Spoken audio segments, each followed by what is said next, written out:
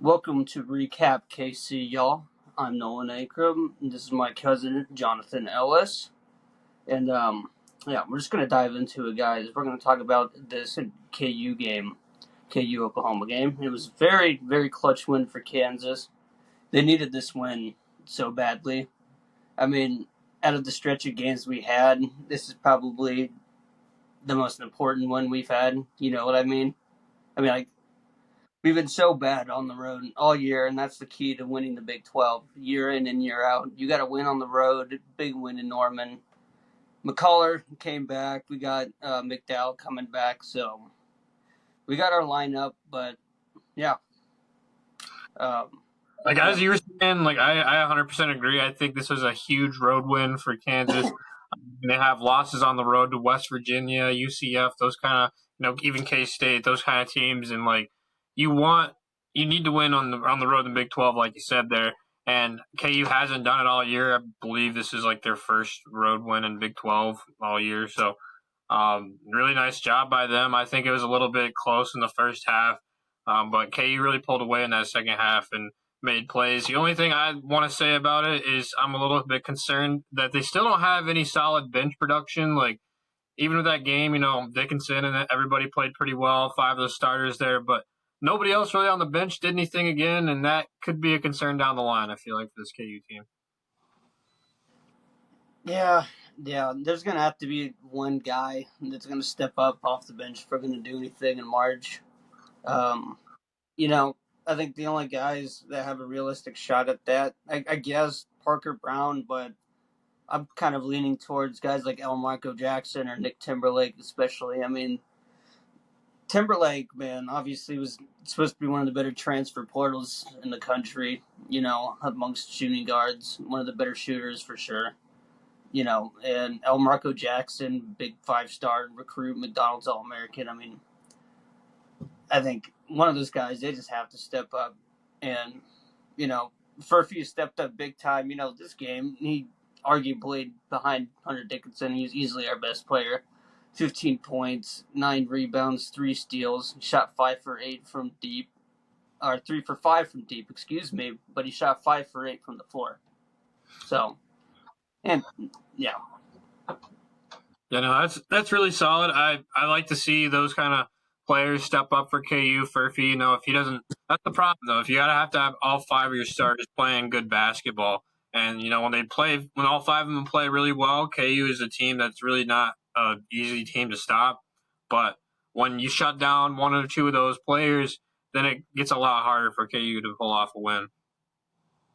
Yeah, and like you said, when it's hard to stop Kansas when they get hot, man. Like in that second half, they were on fire. By the end of the game, they obviously outshot Oklahoma. Kansas shot 44.1% from the floor, while OU shot 32%. And both teams were pretty mediocre from deep.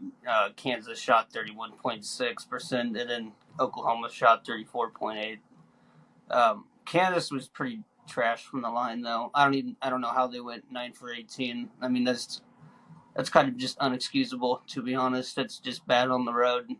You're just asking to lose, quite honestly, shooting 50% on the road like that from the free throw line. But yeah, no, for sure. Like you said, 9 for 18 from the free throw line. That's got to be something that gets improved when come March. You need to have good free throw shooting in the NCAA tournament to avoid getting upset. Even as one of those like 3 seed, 2 seed kind of guys. That's definitely like a spot that a lot of those teams that are 14, 15 seeds can make a good game out of it. If they can make their free throws, force the higher seed to miss some free throws, that kind of thing. So, like you said, that's got to improve a little bit. But to still get a double-digit win on the road, shooting 50% from the free throw line is a great accomplishment for KU. No, that's impressive, and I think a lot of that too is because I think we just had a lot better ball movement. We had 17 assists to their 10. I think, like I said, we just had much better ball movement, so more guys just simply got involved. But both teams, they both had 11 turnovers, so both teams, I mean, that's not terrible for the Big 12, I guess. Sometimes Big 12 teams, it seems, are prone to turn the basketball over a lot. Maybe that's just me, but Yeah, that's not terrible. But we also outscored OU though, thanks to Hunter Dickinson, 30-14 in the paint.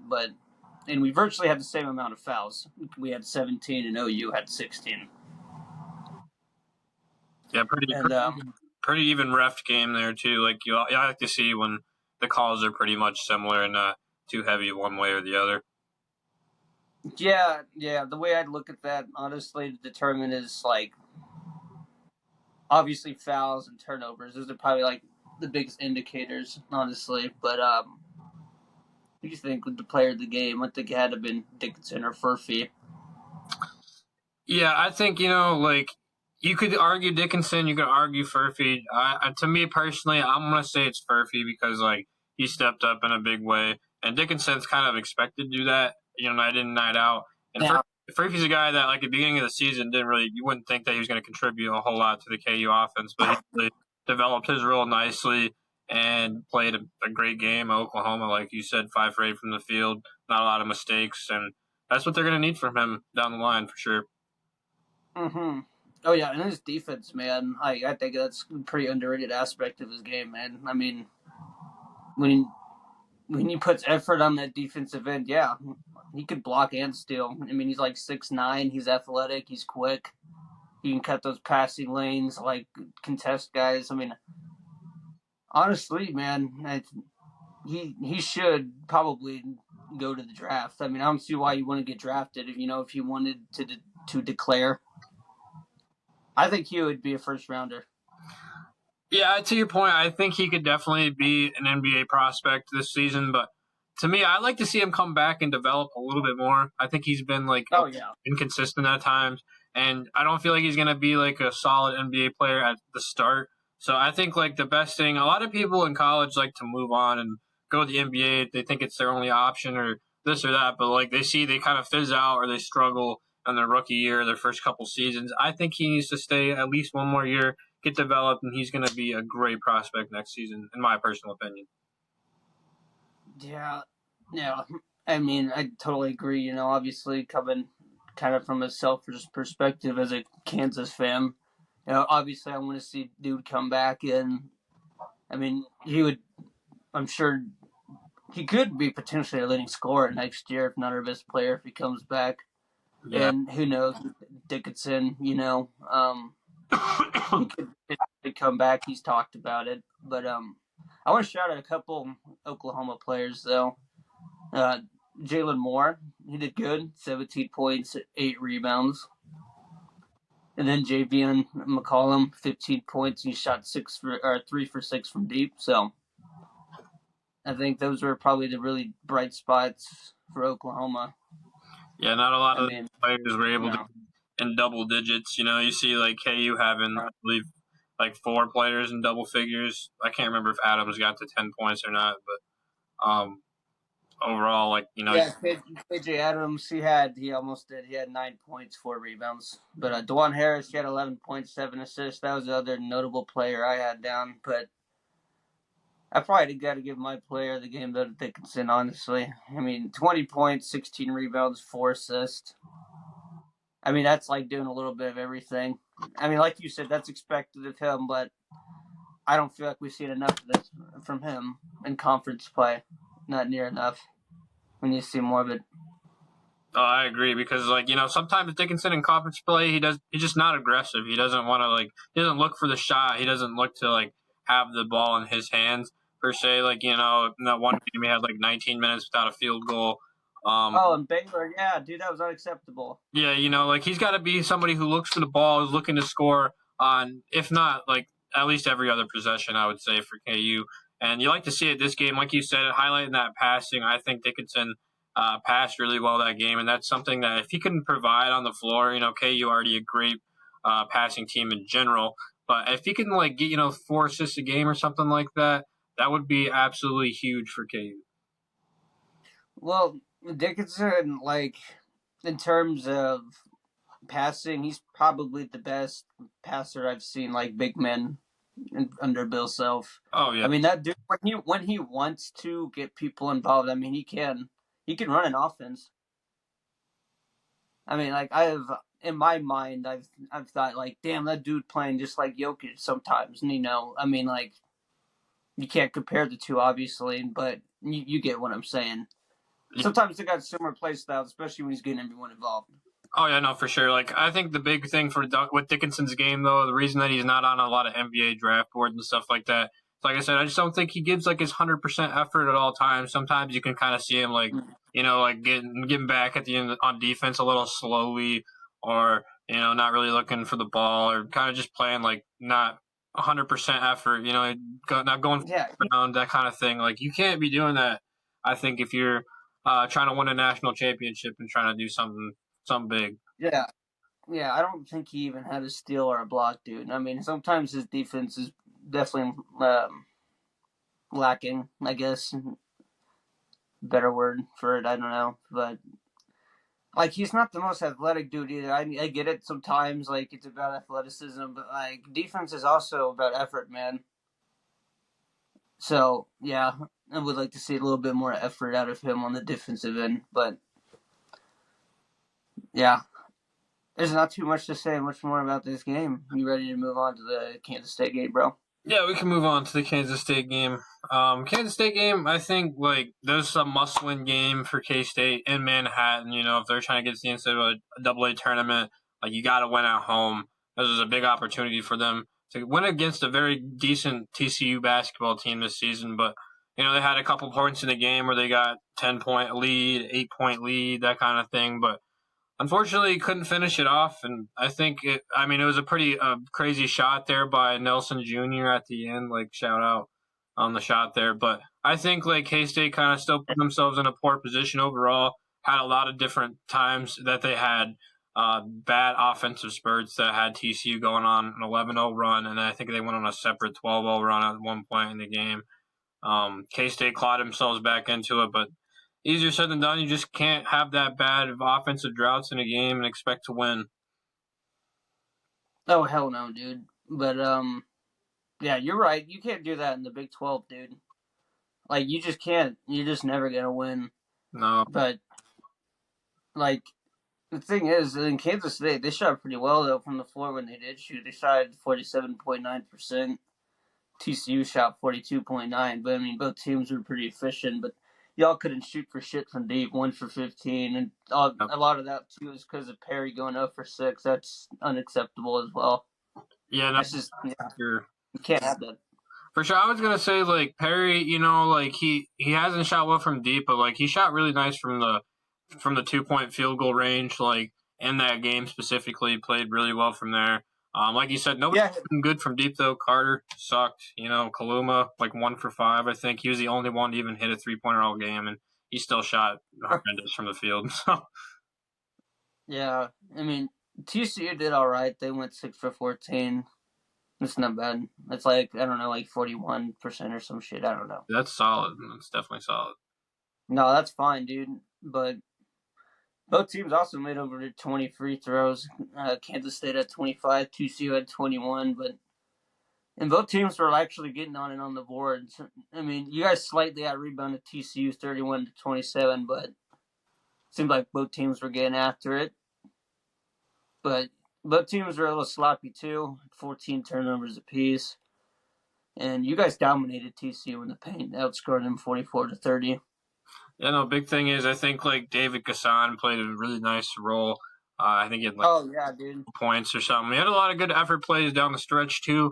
Will McNair, he kind of gave up some pretty iffy possessions there and stuff like that. He's a guy that he plays really well when he plays well, but then he also brings really bad vibes to the team when he's not playing well, and that's like his biggest problem. But like you said, funny thing about 14 turnovers is like that's good for K State. That's less than their season average in the Big 12, and I mean, this is one Yeah, of the games they actually were able to keep it like similar as 14-14, like you said. TCU is a really good team, like stealing the ball. So I think K State actually played pretty well on protecting the ball, but still couldn't get it done, unfortunately. if Kansas State can keep their turnovers at least similar to their opponents, I think they can kind of be in it with any game, especially if they can. make a couple of threes. I mean, think about it. If you made one or two threes, you're winning that game, bro, or at least tying it to say the least. You know what I mean? To send it to OT for the potential win or etc. Yeah, like you said, Perry can't go 0 for 6. Carter cannot play that bad. Like Carter had a terrible game shooting the ball. He also But missed two big free throws down the stretch when it was like 61 to 65 or something like that. He had a chance to bring it to within two, and he missed both the free throws, shooting at like 83% normally. So I don't know what's going on with him. Last couple of games, I feel like he's had some mental struggles. Like he's just been like not looking very comfortable on the floor. But that's kind of been K State all season long. I feel like just not really comfortable where they're at. yeah, yeah. I mean, yeah, there really wasn't like a whole lot of bright spots, I guess, on the Kansas State, especially from the shooting aspect and 14 turnovers. That's, I guess, like you said, that's a little bit less than what they normally do, but that's still not good. But I think Nickerson is probably, I think he's probably the best player this game for Kansas State, coming off the bench and doing what he did. Yeah, no, I would definitely agree. He had really good energy. Brought, like I said, make some tough buckets down the stretch. People could argue Perry, like he had a pretty big game. I think he had 24 points, but like you can't go 0 for 6 from deep.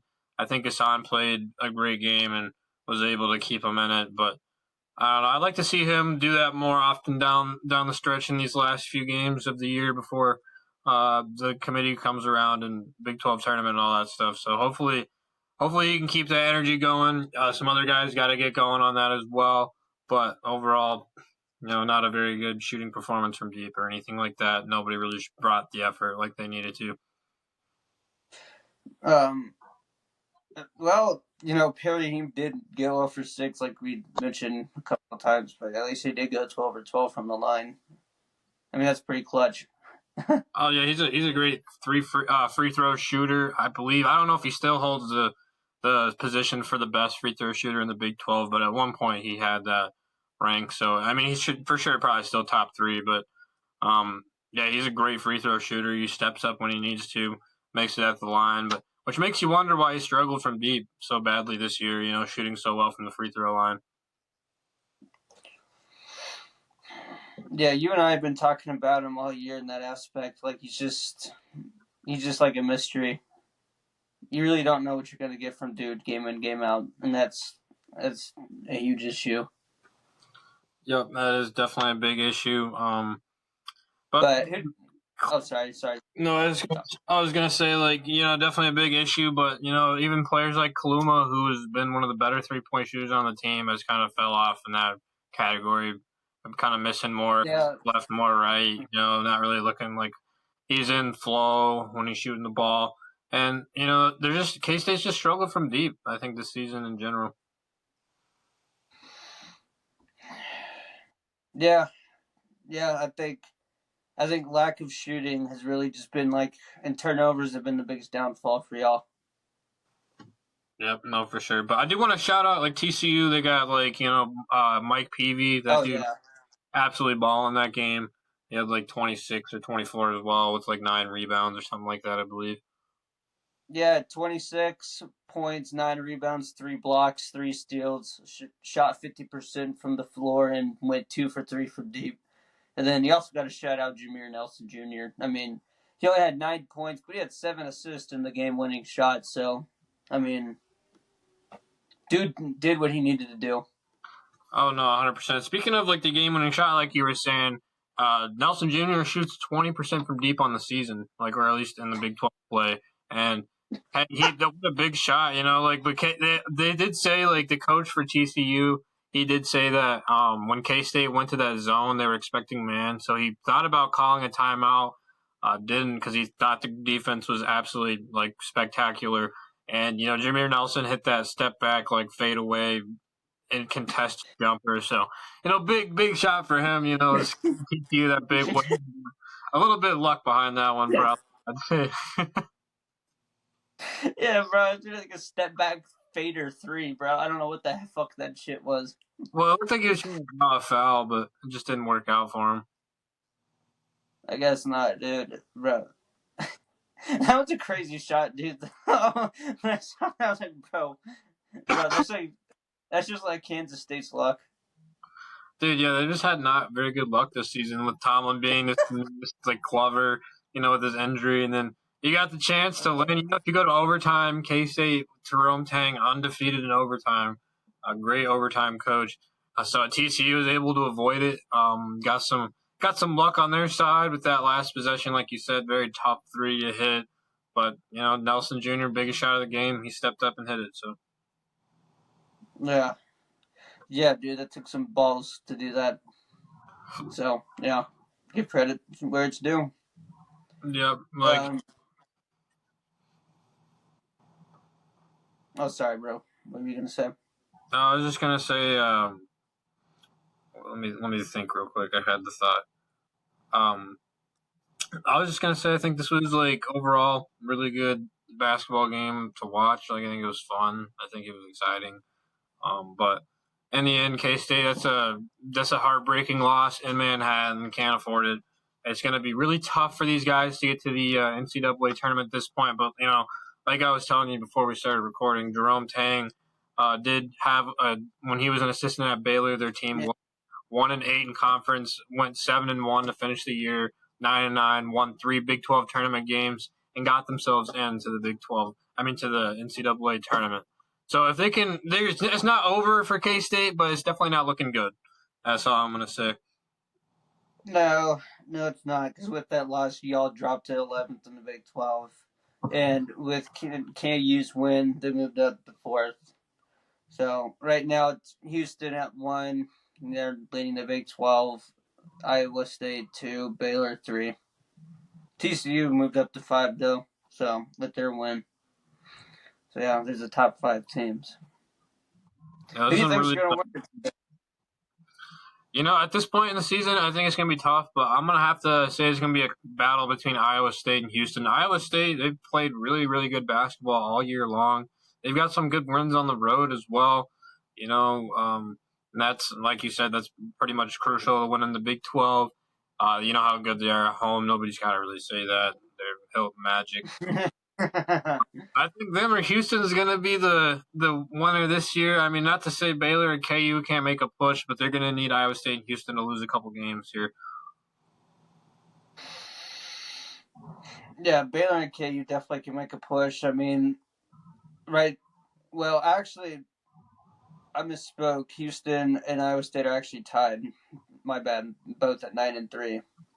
So I guess they're both tied for number 1. I misspoke. But Baylor's 8-4 in conference play. Kansas is 8-5. So Baylor's 1 game behind. Kansas is 1.5 games.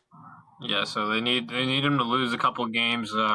Easier said than done though. Like Houston and Iowa State, really good basketball teams. They're both going to be high seeds in that tournament. Both got a chance to make a deep run as well. Like they don't really make mistakes. They handle the ball well, despite Houston playing terrible at Allen Fieldhouse. They really don't play like that very often. No, we caught Houston on a very bad day. And yeah, we were lucky we were playing Baylor at home as well. Yep. Because if we had to go to Waco, ooh, Well, that could have been a different. without McCauley though, like going 1-1 without him, that's not really too bad for the KU. Winning the one that mattered at home against Baylor. Not a very good game, probably a forgettable one for most KU fans. The one at Texas Tech, but Yeah, that that we didn't even want to. It that was just it was tough. We showed up like we didn't even want to play. yeah, you don't really see KU play that bad offensively very often. So at least they got it out of their way early. Not too early, but not late enough to the point where I think it's really going to matter too much. Yeah, yeah, A chance to be a solid team on the stretch and make a solid run if all their cards play in the right hand. yeah. But I think I got to go with Houston now for winning the Big 12 at this point. I mean, I could very well easily change my mind. I mean, that could be a different story in 2 weeks. You never know with this conference, dude. How many times have we seen this sort of thing though, where we think that we got two teams that are like, oh, this team has it, and then like March rolls around and they just start going on a cold spell out of nowhere. Yeah. I mean, we see conference a lot, especially in recent years. I mean, Kansas went on that stretch where they won like 14 straight, but after that, though, it's kind of been up in the air in a way, and it's going to continue to be that way as the Big 12 expands. It's going to be much more difficult for teams to dominate or continually win it consecutively. Yeah, no, definitely. I think it's gonna be tough. But like you said, there's still 6 games left in the Big 12. It's a lot of time to Yeah, shift up the conference. A lot of teams could be moving up and down in that time frame. It's not like there's only a couple games left, in the Big 12. So 6 games is still plenty of time to make a push. yeah, I was saying, if K State could somehow win the next 6 games, go on a 6-0 streak, they're sitting like 11-7 and probably a tournament team. So you can't count anybody out quite yet. I don't think. no, and I will say I don't think McCullers 100% still. No, I don't think so either. I think when that dude gets 100%, I think Kansas will make more of a push towards winning the Big 12. You know what I mean? I think we'll naturally become a better team. And but yeah, he needs to heal up and fast. But I don't know. I don't know what's going on with his knee. But yeah, I don't think he was 100% or still is 100%. Well, no, not at all. But I think he still made a big impact on winning on the road there against Oklahoma. You could see a KU team against Baylor and against Texas Oh Tech, yeah, not the same team as with him on the floor. yeah. He didn't shoot the greatest, but he still had 10 points and 8 rebounds. But I don't know, man. Yeah, his shooting has kind of taken a dive. It seems the last few weeks of play. Yeah, I think Really, he ever since he got tweaked hurt. the K State game or something like that. Huh? Excuse me. I think he tweaked his knee like the K State game or something like Yeah, that. Mistaken. I think it was. But ever since he tweaked his knee, his shooting, to me at least, seems like has not been the same or right. I mean, yeah, no, it can And happen. Speaking even for myself, I kind of rolled my ankle a few weeks back and still kind of feeling it. Playing basketball myself, so I'm sure it's still bothering him. And only being oh yeah, the jumping mechanics into your shot, yeah, if they're not like fluid and in sync with your body, then your shot's not going to be fluid and in sync. So yeah, he needs to get healthy and quick though. We really need him because we just don't have bench production. If our starters aren't 100%, it's just out of the equation for us to even make an Elite Eight push or a Sweet 16 push, let alone a Final Four push or a Natty. Yeah, I agree. There's definitely better teams on paper, I think, at this point that have their favored to win the national championship. But like I said, still a lot of games left. 6 games, a lot of games to make something happen and figure your team out altogether. Nothing bigger than just winning the next game and just forgetting about the last one, whether it be a win or a loss. Just act like you're at a fresh slate and need to get her done. K State plays against Texas on the road tomorrow, 9 o'clock Eastern time, 8 o'clock Central time there, and that's going to be one that's going to be big, really, for both of those teams moving forward. Both of them kind of underperforming in the Big 12, and really both need a win if they're trying to get to the NCAA tournament. Who do you got winning that game? It's going to be a tough one. I'd hope to say K State, but if they can't shut down Max Abmas and Hunter's a pretty solid player for them as well, but Max Abmas is the number one player you got to shut down. You can't keep the game close with him. I think he's going to be the guy that's going to take the big shot, and frankly, I think he's going to be a little bit more clutch than Tyler Perry in this one if it comes down to that kind of game. I mean, yeah, yeah, he's definitely Texas's best player, their most clutch player. Um, yeah, this is a super important game, I think, for Kansas State. I mean, I think I want Kansas State to win it. My heart, but my gut tells me Texas is probably going to win it at home. But Tyler Perry has a lot to prove this game, bro. Going up against Max Amos, bro. I think, I think, hopefully this game will give him a chip on his shoulder. You know what I mean? Yeah, no, definitely. Like Say it's a like, say like big I'm. Oh, sorry. I was just gonna say this could give him the chip on his shoulder to like maybe think like you know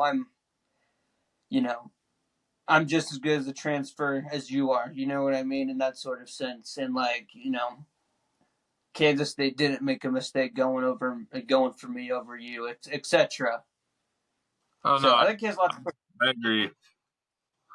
I think Max Amos and Tyler Perry at the beginning of the year were two like highly talked about transfers to the Big 12. Max Amos had even went to like visit K State and chose Texas. Can't blame him; it's his home state, his home kind of thing. But overall, I think it's going to be a good matchup. I think Max Amos is probably going to play a little bit better, but like you said, this is a chance for Tyler Perry to prove a lot of people wrong and have a big game. If he can outplay at Max Amos at Texas, win the game, that's going to give a lot of confidence to K State moving forward, I think. Yeah, and I mean I think he can play against pretty good cards. I mean we saw what he did against I mean, he did fine against guys like DeJuan Harris, Isaiah Collier, and etc. You know what I mean? I mean, I think he can go one like toe to toe with these guards. It's just he's just mad and consistent at doing it. Well, it's really tough, in some of these games. Like at BYU, he struggled just because that the length was just too much for him, and being 5'11". Like he's got to. The thing with him is he doesn't have that offensive ability like Marquise Noel did last season with K State to make plays and make it happen to stretch out the floor and create his own shot. He's just had trouble like really implementing his shot and struggled in that way because he's been frankly just defended really well. And a lot of the scouting report Big 12, they know how to handle the supposed star player, and I think that every team's done a great job kind of like playing defense on him. Oh yeah, oh yeah. I mean, you can tell when teams play Kansas State that they're focused on Tyler Perry, dude. I mean, that's like a huge key in stopping Kansas State because yeah, yeah, that's just the key to stopping them. You have to stop him. Yeah, but big game tomorrow. Hopefully, K State can pull it off. But like I said, it's big for both of those teams. Texas and Kansas State need to win pretty badly at this point to keep their tournament hopes alive. So it should be a kind of gut match. I'd say it should be like a back and forth boxing match kind of game. So hopefully that's what we. Oh, I was gonna say this game ain't gonna be a blowout. I don't think that. Yeah, like you said, it's gonna be back and forth. It's gonna go down to the wire, and these are two desperate teams, frankly, going at it. Yep, I think, at 100%. Not even. and they're desperate teams going at it, bro. And the Big 12 always beat the best games too, though. Yeah, both these teams know it's a must-win for them, being at that point where they could still make a push and get to that top part of the Big 12 and be an at-large bid. But like I said, if you lose this game, I think a lot of confidence goes out the window, and you start kind of going on that downward spiral, especially for K State, who's 1-6 in their last 7 games. You guys got kind of a tough way to end the year too, though. BYU after tomorrow, West Virginia, and then Cincinnati, Kansas on the road and end the year playing Yeah, Iowa State. that's a tough one. That's a tough one for Yeah, sure. that sucks.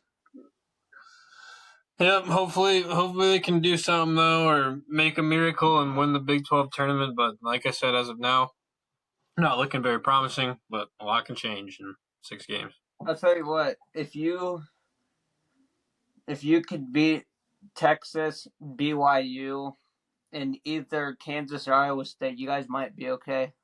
Maybe, I don't know. They need at least 2 more. I think like big clinching like resume hitters, man. Like I'm not saying that it's really going to be possible at all. It's not something they've done a long time, but if they could somehow win like an Allen Fieldhouse, that would be like huge for the resume. Like they need a game That like that. That's the kind of game they're going to need to win if they really want to have like a chance in that large bid, I think.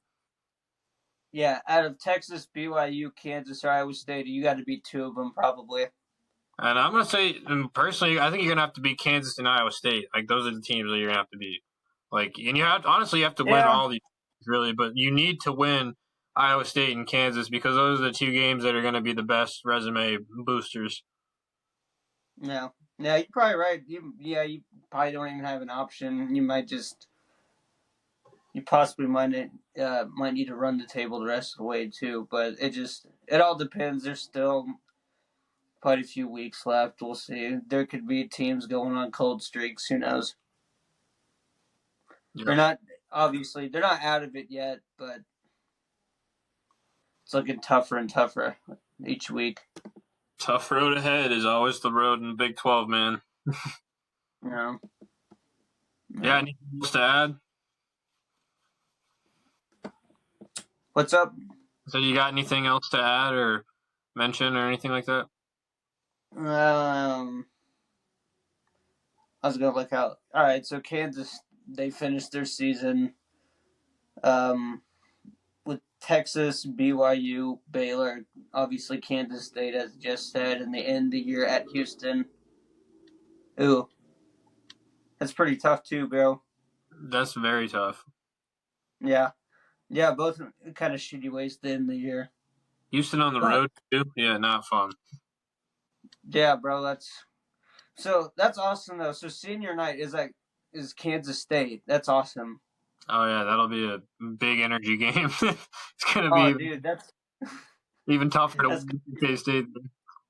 because it was senior night in football when we played Kansas State as well, obviously. That was a good Which game. I yeah, dude, that game was fucking awesome. But anyways, yeah, that's gonna be a crazy environment though. Senior night's always crazy at the field house. Yep, and that's gonna be even tougher considering it's against K State. Big rivalry there. K State hasn't won at the field house in a very long time, so not gonna make it any It easier. don't, bro. That shit don't even matter. Kansas State always be playing as close. It seems, bro. Yeah, a little bit iffy at the field house sometimes. Normally, KU stretches it out to about 15 by the end of the game. Yeah, Kansas State. They always be like keeping it close the first half, and then yeah, Kansas usually can roll away with it in the second half. Yeah, I think the best chance they probably had was last season. They had a good chance that they could have won at the field house or back when they had Dean Wade and all them. But I don't know about this team, man. It's going to be a real tough battle for this one. Yeah, yeah, it's gonna be real tough, and yeah, both tough ways though for both teams to finish out the year, and yeah, I think both teams, quite frankly, they both need to run the table. Yep, I would They agree. might not have the options at this point. They might just need to win the rest of their games. But I guess before we end the show, you want to know some of my bets. You said what? You want to know some of my bets though before we end the show. Yeah, you can throw them out there. So I got Phoenix. I got a lot more bets than this, but I'm only gonna name the ones I feel like are worth mentioning. But I got Phoenix Suns money line at plus 150 against the Mavs. All right. I got East All Stars at plus 110. Okay. I got Giannis All Star MVP at plus 550. I'm gonna get flamed for this one, but the Calgary Flames NHL money line. You know Who the NHL. are they playing? I didn't even write that down. That was just one of these bets. I said fuck it because they're plus 100 at home. There you go. Dude, I don't Yeah, mind. I don't mind it. I like the odds for like the Giannis bet. Like seems like a pretty good payout. If it happens. yeah, that was the odds with the app I was using. But yeah, plus 550. He was the favorite, and I think second was like LeBron, and then third was Curry. Dude, not surprised. I mean, you never know with the All Star game too, man. It's always just so all over the place. I can see why the West is favored to win, though. Obviously, so that's why I'm like, fuck it, we'll go against the West and bet on the East. You know those games are always close and just more of entertainment purpose. So like, definitely a chance there. I think it's gonna be coming down to the last couple buckets like it normally does. Yeah, yeah, bro. It's gonna be like 170 points apiece. Some stupid shit. Like full court lobs and shooting like full court shots. All star not, game. not, a, not a lick of D. Nah, dude. People be doing like 360 bounce lobs and shit. Yeah, bro. Giannis, bro, you don't be catching hella lobs, dude. Hopefully he plays like I don't really know how much they'd be playing. They'd be subbing him out like every quarter or some shit. Probably, I don't know. Yeah, I I'll think be it. honest. I was just gonna haven't seen an NBA All Star game in a while. They got pretty fucking boring. I agree. I think was it Giannis and LeBron captains for this year or something. Oh, I think so. So they probably can just dictate like how much they. LeBron, No, you could definitely. I'm still in the game, bro. Go sit on the bench. Yeah. Um. That's good. Dude, I hope I hit at least 2 of these 4 bets though. Yeah, I think they're not bad, man. I think Phoenix is definitely doable. And like I said, 2 All Star ones are just gonna come down to luck, really. But I don't even know about the NHL one with the Flames. I'll yeah, be honest. I know nothing about NHL, obviously. yeah, I'm not into the NHL either, man. I've been to the one. I went to the Avalanche game once though in Denver. Oh shit, dude! Was there at the Pepsi Center? Yeah, dude. Like, yeah, they played at the at the Nuggets. Like they were just like flip flop type of thing. Yeah, bro. Yeah, like they just like I flip don't even, like gift shops and shit. I don't even think it's the Pepsi Center no more. Probably not, man. This was like back in like 2015 or 16, maybe. Yeah, we also saw a game there, the Nuggets game, Yeah, but dude. that's a story for another time. Yeah, not for real. Well, yeah, I think those But are pretty solid though. I would oh have, yeah, dude. Um, that's about it, guys. You know, as the season, well, I guess not as the season, but as the year goes on, we'll talk more about Chiefs and Royals and stuff. You know, as baseball season and football season kicks off. yeah, but a lot more coming. Um, yeah, bro. All But peace out, y'all. Peace out, right. John.